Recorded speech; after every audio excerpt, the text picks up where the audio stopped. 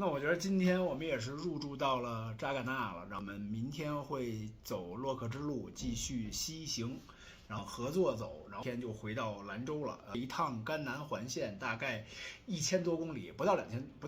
1000多吧。我觉得基本上这圈就走下来了。我觉得今天非常有意思的是，我在入驻之前，我跟我们的试驾教练团队聊了会儿天儿，因为我一直认为国内的这些就是带领试驾活动的这些教练团队，他们是非常见多识广的。他们虽然平时不苟言笑，不会多说话，但是其实他们什么车都摸过，什么车也见过。今儿我们这个停车入驻的时候就聊到这个817嘛，其实他问我说，2.0T 车型你觉得跟 1.5T 大不大？我说都不是大不大的问题，我说如果是现在这个 2.0T 的状态，稳住，直接推沟里了，多便宜我都不要。这么说不是因为我操，太轻松了，不好。听我慢慢说，轻松激动。其实大家如果看我的内容知道，感情如何？跑越野小白太轻松了，只要静静的稳住那个油门踏板的那个角度，它是咣就上来了，前轮就转了2下，哎，又转2下，跟我刚才说的一模一样，根本不挠。对，其实它就是一个年代款更新的节点，但是它用到了全新，其实也是你要让我来说，都是被这个时代卷的，没有办法了。说白了，400、500、700最大的改变就是在支架层面的这个直接赋能嘛，把更好的支架端上来了，把高压平台端上来了，把400的 Z 平台、500Z 平台、700Z 平台端上来了。其实本质是为了把 Z 平台推上来，借着 Z 平台的高压平台把支架堆上来，这个才是去年的400、500、700的最核心的变化。至于说外观内饰上的那些调整，那就属于是常规更新了，因为你像外观上它更多的是去强调一定的城市化属性，然后内饰上也开始走新的家族化的这个语言。这个其实不稀奇，因为这个今天供应链时代，从降本增效的角度来讲没毛病，但是本质上就是为了支架。但是你再看今年的 M817的 2.0T 更新，我跟你说这个车现在它几乎就没有短板了。你可以跟我来探讨一下这个车到底有什么短板。我觉得首先，今天聊到的，我说这个车首先它漆水是一个很有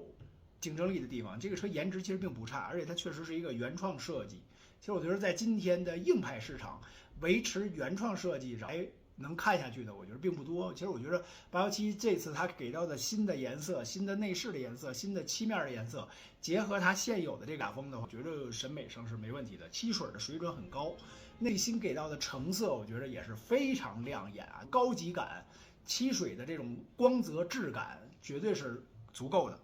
说白了，212要是能把这漆水提到817这水准上，这用户销量每月还能小提一下。就是这个驴粪蛋表面光，我跟你说，这个颜值这个事儿永远是很重要的。叫817这个漆水，我觉得确实，你的设计造型结合你漆面的质感，这两者合起来啊，你才能说达到一个说很好的效果。你差哪边其实都不行，你漆水好，造型差，你也衬不出来那高级感。你造型 OK， 但是漆水差一点，那其实还是会显得廉价。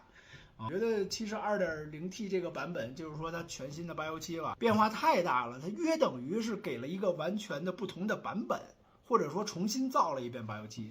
因为你看 2.0T 的这台发动机是非常有来头的，他们确实做了大量的工作，这是在 1.5T 的时代他们就已经开展了这个研发计划。这个 2.0T 的最大特点也是保电能力、NVH、发电效率这些层面，它是专用的混动发动机，165千瓦。其实比 Hi4Z 的185千瓦要稍逊色一点，这个数值上，但是它的实际表现是非常之亮眼，保电能力非常强，而且发动机的运转的 NVH 噪音控制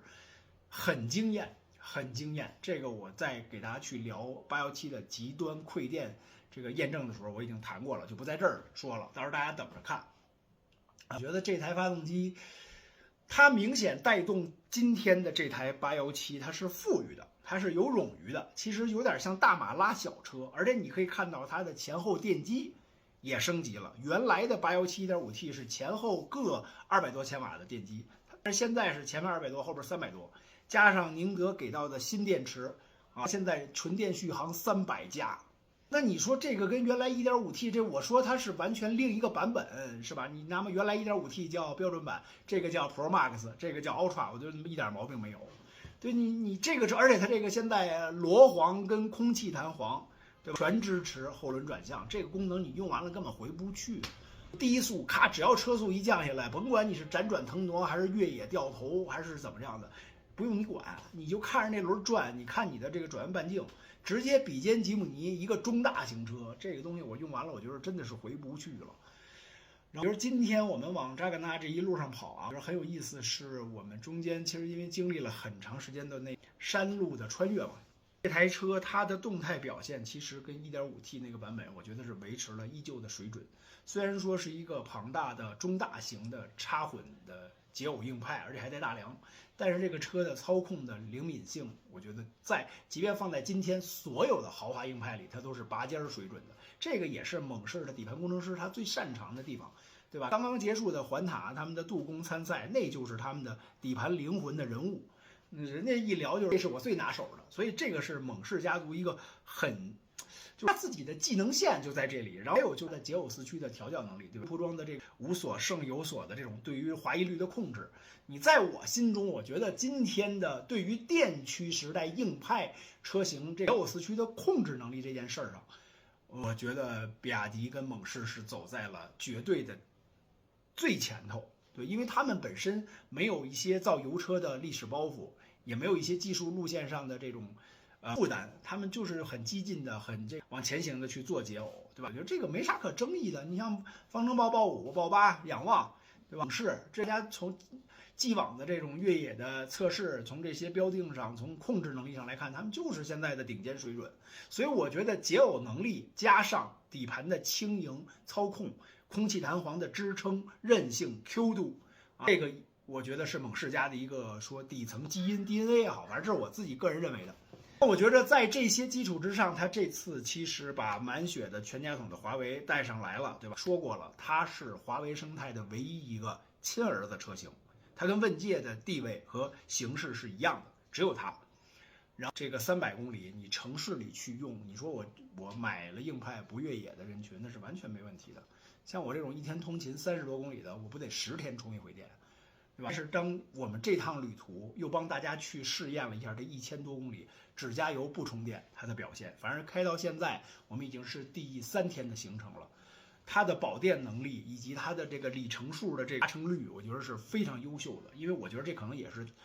宁德的电池确实也厉害，你每天表显的里程跟你实际跑下来几乎是对得上的，这个误差会非常小，而不至于说你每天可能我这个电量现在是甭管多少了，我这个总续航我加了油我是900多续航，结果你今天可能就跑了100多就到地方了，发现这里程掉了200多，对吧？你跑了100掉了180，那不会，我觉得这个里程数其实是很实的，分钱一分货嘛。所以我们也希望说，在这趟旅途最后跑完的时候，它是不是真的能当一台油车来完成穿越？因为其实在这几天的穿越过程中，我们也是底下聊了一个结论：你一个主打硬派越野的混动车，你就必须得实现靠油来用，而不是处处依赖电。谁家把充电桩也不会给你修在非铺装的环境里，对吧？你出来玩的时候，出来野的时候，它就是要当成油车来用。但是你又提供的是电车的体验、电车的性能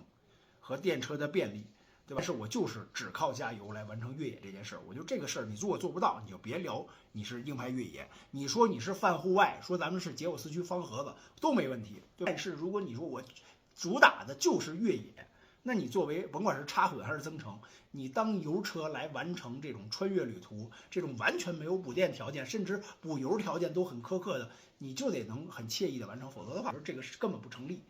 因为你其实，在油车时代，你无论你像有很多双油箱的丰田，对吧？为什么青海、新疆、西藏现在偏僻地区、阿里地区还是那么多丰田？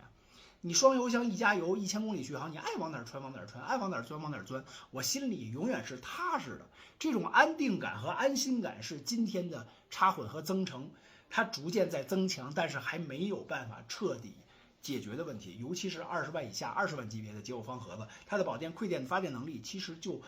达到一个 SUV 的级别没问题。但是如果你进行上强度的穿越和大负载，它其实掉电的速度和掉电的趋势是由硬电的水平来决定的，它还是没有办法做到那么的惬意。但是这些 2.0T 平台的觉得主打硬派的这些车型吧，比如说像咱们聊过的捷途 G700啊、和700啊、1817啊、8豹5啊、仰望啊这些车型，咱仰望不说啊，就说这些自身一直在主打越野属性的这些混动硬派，你必须做到拿油车养着它远行，拿电车来用，对吧？给到的是你这个电驱的一切的好，但是我就是拿油在养。因为你看我们今天开到这里也开了3天了，每天呢，我之前跟大家也聊过，高速的保电你顶着限速跑根本就不用担心掉电这个事儿，这也符合它官方160公里不掉电这个宣传。当然我没有开到160，但是我觉得120、130、140，它根本就不用担心这个电量夸往下掉，这个事儿我觉得已经 OK 了。而且我们做了极端的歇斯底里的馈电的验证，干到了8%的电量用强制纯电，然后直接几脚连续10脚深踩把车速直接干到160、170，没问题。它动力会有线性的衰减，但是也不至于说那种没电一条虫，有电一条龙。发动机的保电能力去支撑这么极端的工况下，能维持得住驱动的动力需求，同时能保住电量不继续快速往下掉。如果你节奏一旦下来了，不这么歇斯底里，它其实电量会慢慢的往上回来，这个我觉得是够了。所以我觉得今天跟教练聊了，或者听教练问我，我说 1.5T 推沟里吧。其实我觉得理由就是在这里。其实 2.0T 的这个车，